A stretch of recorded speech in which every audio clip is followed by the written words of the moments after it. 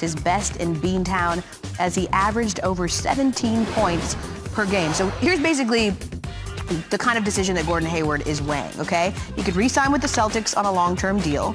He could sign with a team that has the salary cap room to add him, a team like the Hawks or potentially the Knicks, or he could agree to a sign-and-trade deal to a team that doesn't have the space to sign him as a free agent. The Celtics could get something out of that deal as well if he was to go that route. Let's bring in our NBA analyst, Tim Legler, now, who's joining us. And if you're Gordon Hayward, Legs, what do you think is the best option for you moving forward?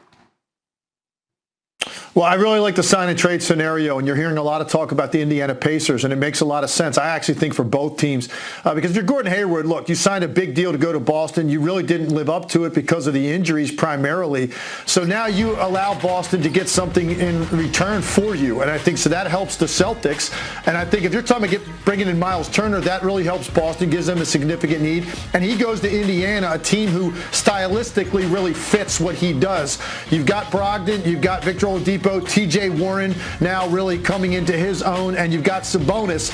That's a team from a starting five perspective that I think could really do a great job contending in the Eastern Conference. And I think the way they move the ball, it's not an ISO-heavy team, that suits Gordon Hayward's style. So I like that option more so than going to a team that maybe is a lottery team or an up-and-coming younger team as a free agent, because at 30 years old, he might not sniff the postseason again if he does something like that. I think he wants to be on a team that has a chance to play for something big. That, to me, means a sign-and-trade scenario. And there's some rumors that Victor Oladipo maybe not so happy in Indiana, so bringing in another name might be good for the fan base there as well. I want to switch gears and go to contenders. Okay, Legs, we asked this question of Vince Carter in the last hour.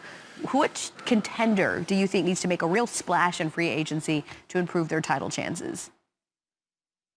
And I think in answering that, I'm going to include trades as well, because it's hard sometimes to see what a team can really do in free agency because of cap space, who's available. So let's include trades as well. The teams that I think need to do something, Denver would be at the top of the list. I think they need a little bit more punch on the perimeter. So you've got Jamal Murray, Jokic. I think Michael Porter is going to become a star soon. You need another wing player that can really score.